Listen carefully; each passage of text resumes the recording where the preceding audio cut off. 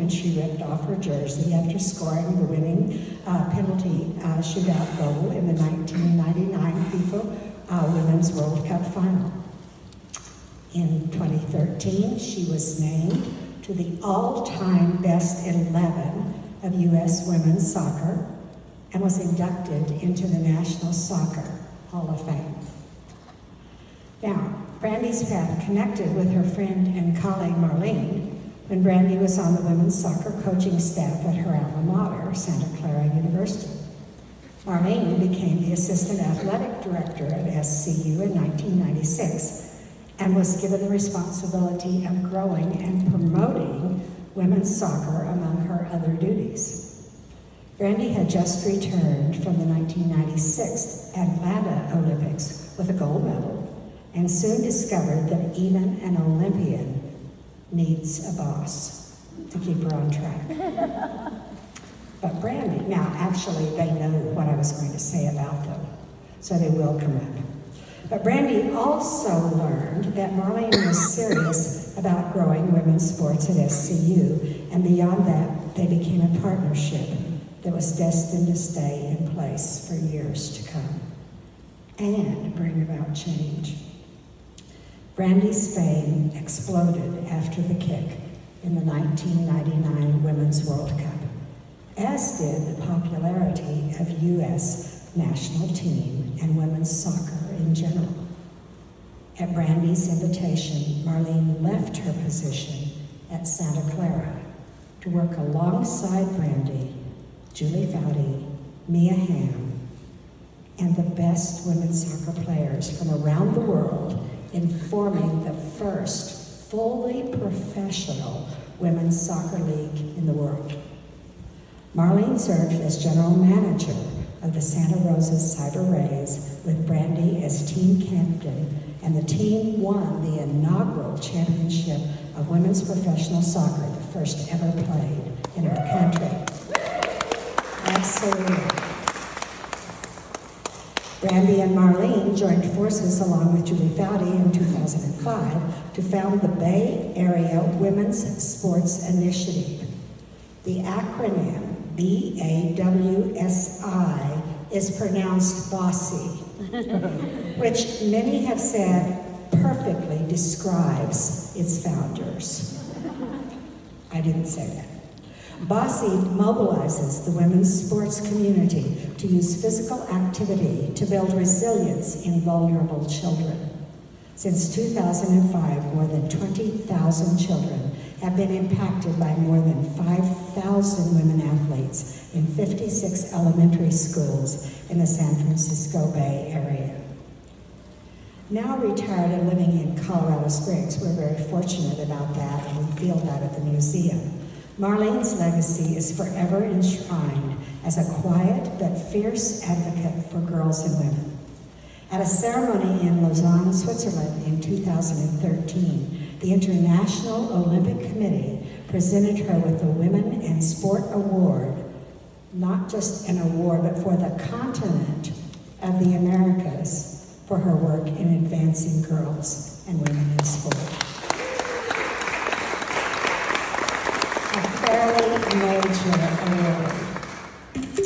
So now, let's welcome this powerful duo to our stage, Brandi and Marlene.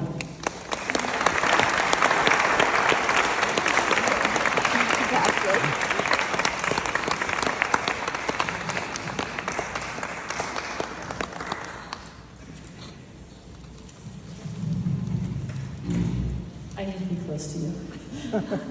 All right, I'm going to start by asking them a very specific question. It could take the next 3 hours to answer. No. We have a movie to watch, and I will keep time. I'm going to ask, and you can take this anywhere you want, what started your motivation to make the kind of change you've made? And then, what has kept it going? You've both made such powerful and important difference. And so, where did that come from? I mean, obviously, excellent athlete, excellent administrator, caring people, but that isn't what I mean. What was the beginning of that motivation to bring about the change And then what has kept it going? Because it's obviously still strong. Age before beauty, so that's me. I was born and raised in Colorado Springs and have just recently moved back here. But I remember when I was a very little girl, my older brothers would always play baseball and they'd play pickle out in the yard. And all their friends would come and I would want to be part of that. And I remember the day that my dad took me out there and said to my brothers, just because she's a girl doesn't mean she can't play. And that really struck me, so my brothers had to let me play with them. But I love that he already at that time was saying and acknowledging that girls didn't have the same opportunities as boys. So to have a dad who stood up for me and have a mom who supported me really made a difference, even though we still didn't. When I was in high school here in Colorado Springs at Wasson High School, we had no sports for girls. Our job was either to be cheerleaders, wasn't for me, pom-pom dancers, for sure that wasn't for me, or pep club. So I went to every game, but it took a long time for me to begin to understand that I could have an impact and I could play a role as an advocate for girls and women, even though as a child I didn't have those experiences. And because I didn't have those experiences, my passion and my advocacy has run very, very deep. I love you. Like Marlene, I had parents who were very supportive. I happened to grow up in an environment in Northern California, San Jose, that was very encouraging for me to be outside and to do activities. And honestly, I believe it was because I had parents and grandparents that were very supportive. My mom was a woman who decided to have a career as a flight attendant, and then was told if you wanted to continue to do that, you couldn't be married or have kids. And she decided to have a family. And so she stood up, she made that decision, but then lived the rest of her life kind of in her own way with her own strength, and decided to get into business. And she was a role model to me. She didn't look like all the other moms. She wore a suit to work. She became a vice president of a company. And she also was just very open arms and very embracing of everybody and encouraged everybody to be their best selves. And so I saw that every day. And I think that's what really stoked my fire about just trying to be your best or trying to influence the most amount of people. Being really engaging with anybody that you meet. Maybe this could be the day that changes the trajectory of their life in the positive. And so I had living examples. My father was my first real coach, and I kind of chuckle because he didn't know anything about soccer, never played, never had any access to it. But he decided his daughter liked it, so we went to the library and we got a couple books and one VHS tape that existed. And then when North America Soccer League began in San Jose, we got season tickets, and they started fueling and filling me with the things that I found interesting. And so I was very lucky that I had people who saw that I had passion, and they signed me up. And so that really has been, and I will say that it's people like Marlene that have continued to stoke the fire, to keep it burning, to remind me that we can do great things and that we have the potential to make a difference in the lives of people who we don't know. And we have to continue to give opportunity to them because there's greatness in those places and they just need that chance. What's the thing you are most worried about when we look at the world today with regard to the issues that little girl's women in sports face? You know, I continue to worry that youth sport is still pay to play. It's become very much about who has money, who doesn't. So access is very limited to young girls who live in under-resourced communities, under-resourced families, and they're not getting the same opportunity as families who can pay. That eats at me. Probably every day as I drive around and drive by fields and I see who's out there, and I think the hundreds of kids who are on the sidelines, little girls in particular. So, you know, today at Widener Field, Brandi did a soccer clinic for 100 little ones because we live in a city who funds soccer for every child, whether they can afford it or not. So it's the only place I know of that does that. And for Brandi and for the kids to have an Olympic star of Brandi's stature out there, and Brandi doesn't just show up. She gets to know names of kids, she high-fives, she works her tail off, and is a real role model because she knows that sometimes it's one thing that's said that changes the trajectory of the life of a kid. So those are the things that continue to bother me, and it's getting worse, not better, in terms of access to sport for little girls in underserved communities. I have the same concern.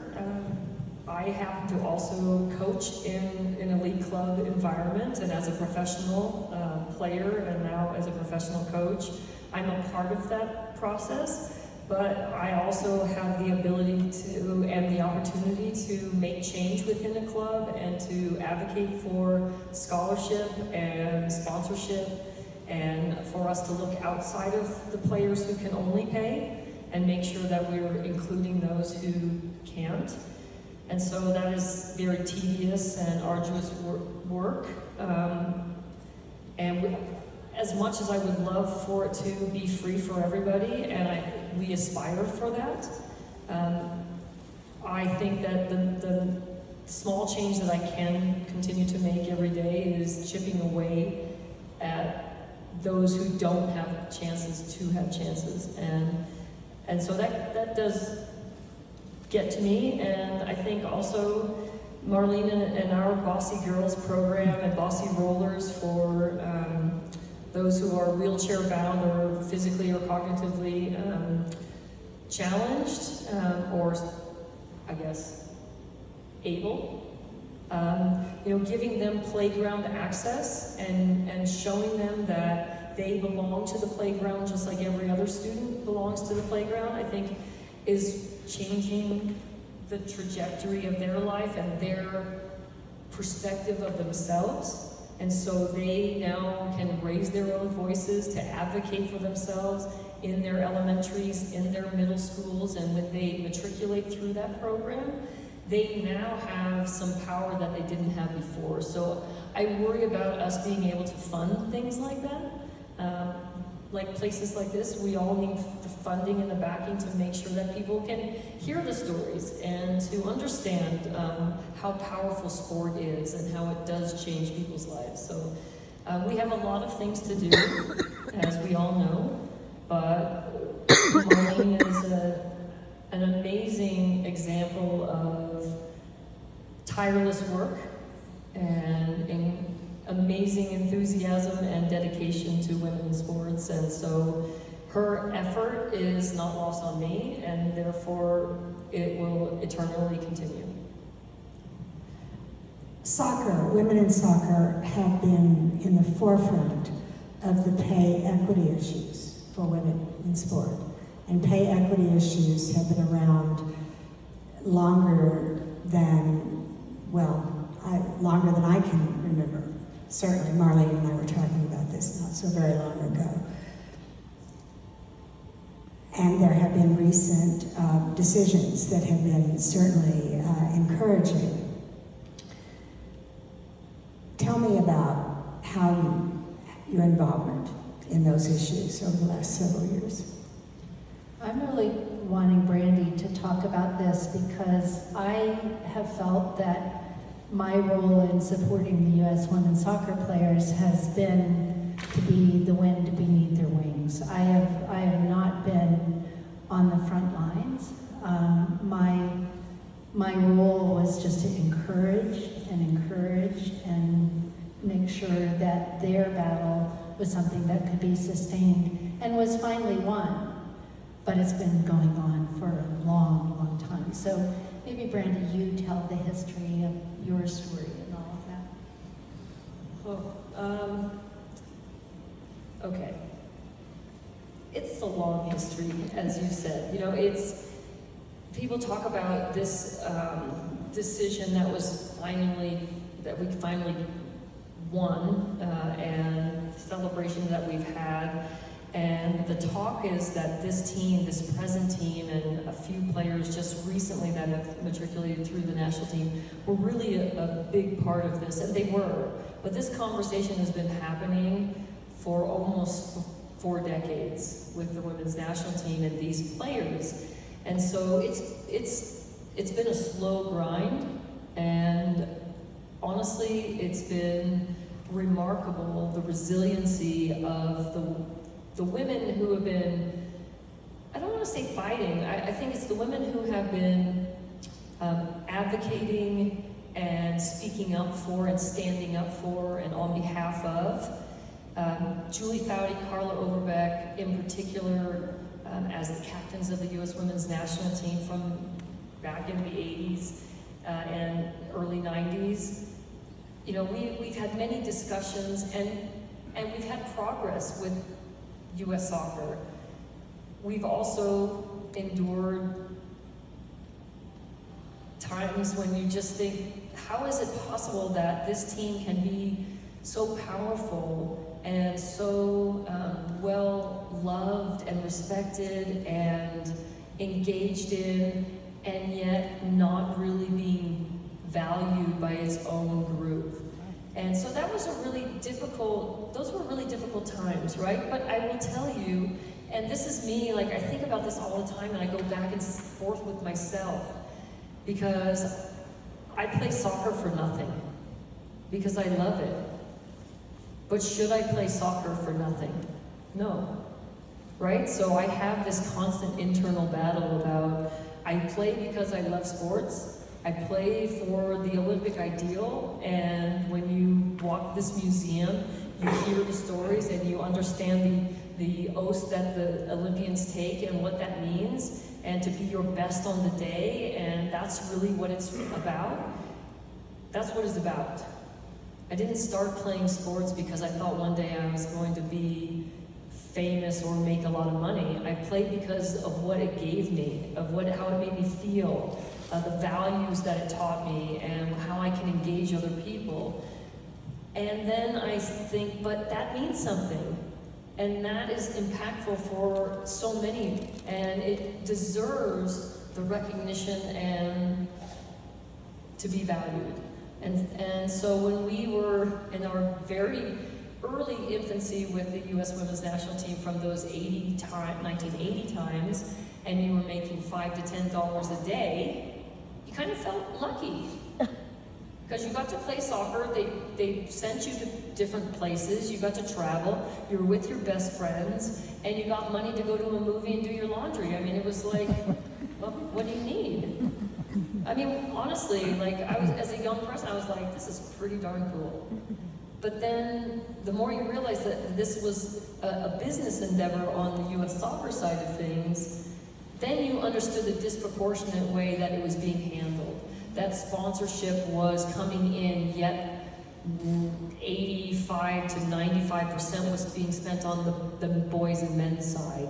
Even companies who said, we'd love to sponsor women's soccer, and being told, no, you have to sponsor all of soccer. And yet U.S. Soccer then was pushing that to the men's side, because they understood what would be the ROI, right? Which would be what it is now, $400 million if your team won the World Cup versus happy to be there, you know, virtually. So it's been a long process, and I think what we've really gotten to right now is we have pressed on at times when U.S. Soccer didn't believe we would press, and we would have given up the Olympics. The first ever Olympics in 1996, the team said we will not go. The contract needs to be better. And I think U.S. Soccer thought we were bluffing. And they said, well, we'll get the next team. You know, the pool of players. And we said, nope, they're on our side. Nope, they're on our side.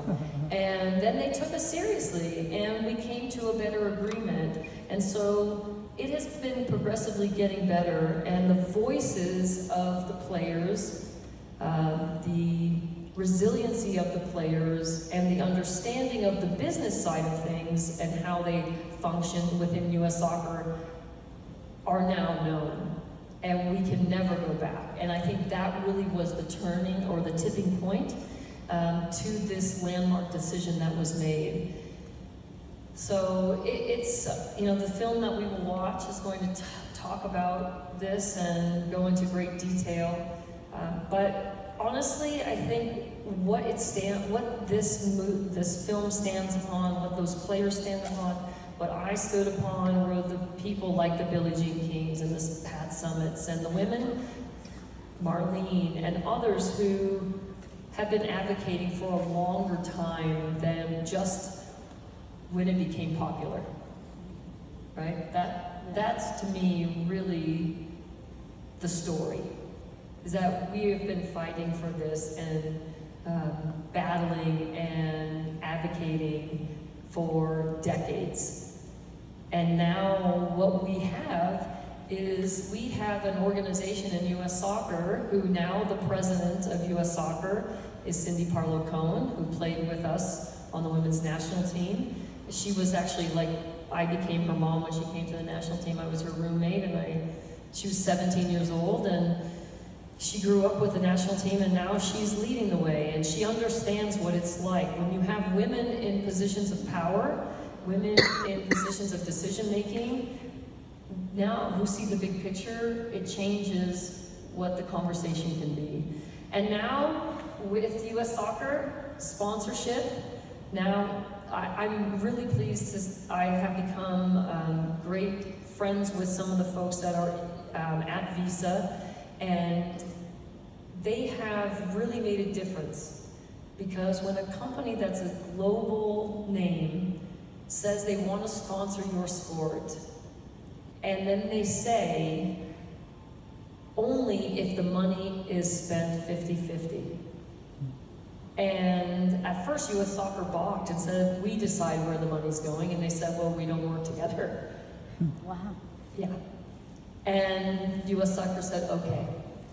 So it takes that kind of advocacy outside of your group to also make change. And I think that right there was probably one of the most impactful moments, because it wasn't just the same people saying the same thing, saying we would like more, and easy for them to say, you get what you get. Wonderful, thank you. Well, time for one closing question. So what I'm going to do is, these women have been involved in so much positive change.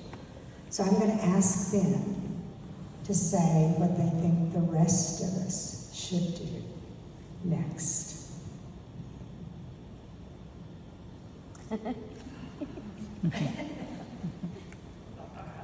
Honestly, I have sons and I have granddaughters and a grandson. And I think, honestly, just supporting young people. Today I said to the group that came to the field, whether it's soccer or something else, whatever it is you find that draws you in and you have passion for, spend time doing it and then share it with someone. And so I would say to you, encourage young people to find out what their passion is, and then encourage them to be great at it and to share it with people and to use that as a positive vehicle for progress. And to remind them that it doesn't just belong to someone that looks like them.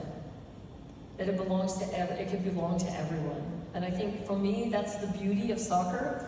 It is the game that the language is the same no matter where you go. It doesn't matter what you look like, how tall you are, what size pants you wear, what size shoe, what religion you follow. It speaks the same language. You all come to the field, the ball starts rolling, and the beautiful game happens. So I would say inspire young people and give them the wind under their wings that they need. For years and years, so many of us working on behalf of women's sport have said marketing for women's sport is nothing but BS. Butts in seats. And I think if you will buy a ticket to a women's game, in Colorado Springs, we have Colorado College, great women's teams. We have UCCS. Go buy a ticket and put your butt in that seat, because that's what everybody looks for. They want to see. We have been told, as long as I remember, that nobody's interested, nobody cares. And I remember having people say, nobody cares about women's soccer. And I said to a reporter one time, after the '99 Women's World Cup, and I was still at Santa Clara for a short time, and I said to a reporter, if we can't fill our seats, 4,000 seats in our soccer stadium, then I need to be fired. And that ended up in the paper, and my boss was going, you've just set the bar a little high. But it is, there's something about athletes looking into stands and seeing people there instead of seeing no one there. So for the local women's teams, show up. Turn your television on, find a women's soccer game, find a WNBA game, find a college game, and begin to prove that there is interest so that the naysayers will stop saying nobody cares, because we do care. I would add to that, if you have the ability to support a youth program and send them to a game, buy 18 tickets, buy 20 tickets, send them to the game. I think that is also another wonderful way where we can fill the stadium, but we also give access, and that's the one thing for our Bossy girls, that we engage them in an environment that is really outside of their 4-block radius that they've kind of been put in. And now all of a sudden they start to see the world in a bigger way, that place belongs to them. And now they start having these ideations that I can be the doctor, I can be the coach, I can be the manager, I can be the player. And all of a sudden that changes things. So if you aren't going, buy an extra 20 tickets and send a team. That would be great. And that is the great advice on which to close this 30 minutes with these two remarkable women. They have made positive change. They have been tough, they have been resilient, they have been kind, they have been brilliant. And they have made our world a much